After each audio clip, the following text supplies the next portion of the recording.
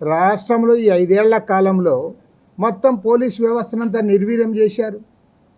Police వ్యవస్థనంతా కూడా నిర్వీర్యం చేసిన ఫలితమే భారతదేశంలో ఏ రాష్ట్రంలో కూడా జరగలే.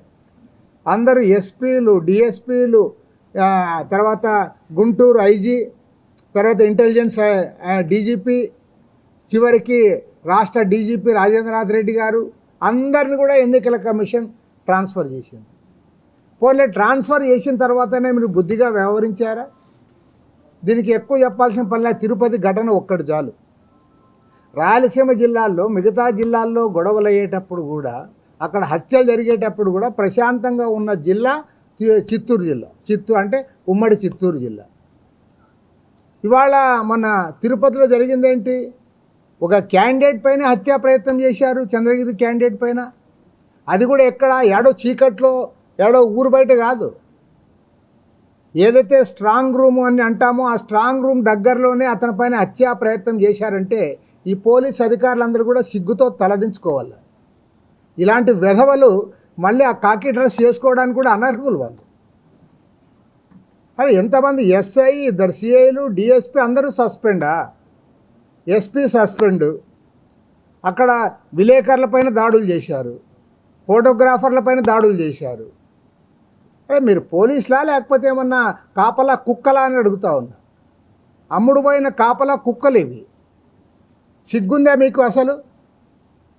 సిగ్గులేని వెధవలందరూ కూడా కాకి డ్రెస్ చేసుకొని తిరుగుతూ ఉన్నారు.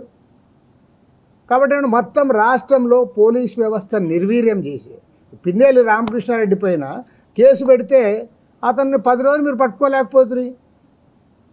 పోయి ఆయన కోర్టు పోయి మళ్ళీ తెచ్చుకున్నాడు 6వ తేదీ వరకు.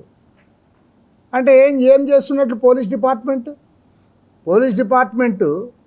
మీరు అందరినీ కొట్టేకొస్తారు. మేము ఏదైనా ధర్నా అంటే వస్తారు, ఒక 4 బ్యానర్లు ఎక్కువ కడితే బ్యానర్లు తీసేయండి అని వస్తారు. మీరు అసలు ఇంత దౌర్జన్యం జరుగుతూ ఉంటే మొత్తం పోలీస్ వ్యవస్థనంతా నిర్వీర్యం చేసిన ఫలితమే ఇది. అపఖ్యాతి అంతా కూడా జగన్మోహన్ రెడ్డి మోసుకోవాలి. నీవు అధికారంలోకి వచ్చినప్పటి నుంచి రాష్ట్రంలో పోలీసు రాజ్యాన్ని నడిపావు. పోలీసులు వాళ్ళ డ్యూటీసే మర్చిపోయారు. అరే మేము ప్రభుత్వ ఉద్యోగస్తులము, మాకు కాకి డ్రెస్ ఉంది, మేము ఐపీఎస్ ఆఫీసర్లము లేదా సిఐలము, డిఎస్పీలము అనేది ఏనాడో మర్చిపోయారు వాళ్ళు. వారు ఏం చెప్తే వాళ్ళు చేసే పనికి మీరు వచ్చారు.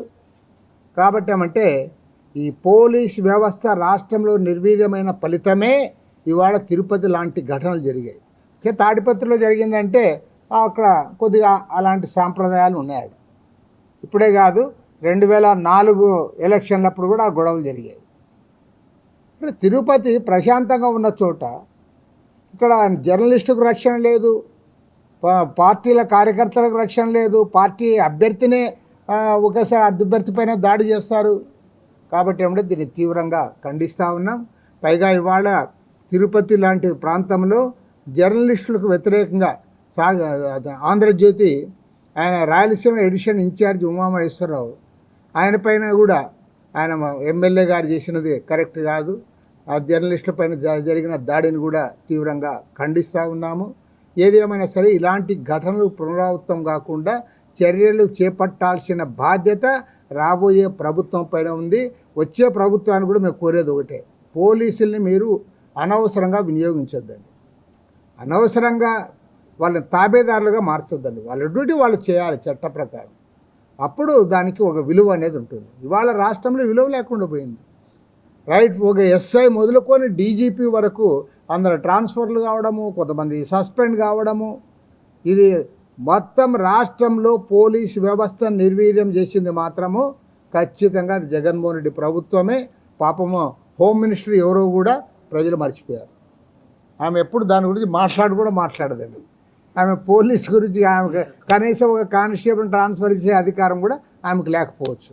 అలాంటి ఊరికి ఒక డమ్మీగా పోలీస్ మంత్రిని పెట్టుకోవడం.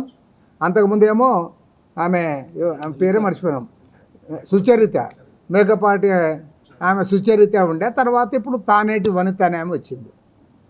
ఎవరో మేమే మన సీనియర్ జర్నలిస్ట్ కాబట్టి గుర్తుపట్టుకున్నారు గురిద్దరు. అసలు వాళ్ళ ప్రస్తావనే రావడంలే.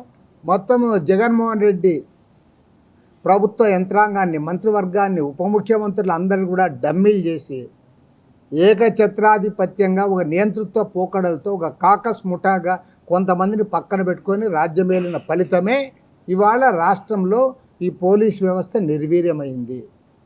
కాబట్టి ఏమంటే దీన్ని చక్కదిద్దాలంటే పూర్తి స్థాయిలో ప్రక్షాళన జరగాలని చెప్పి కూడా మేము కోరుతాం.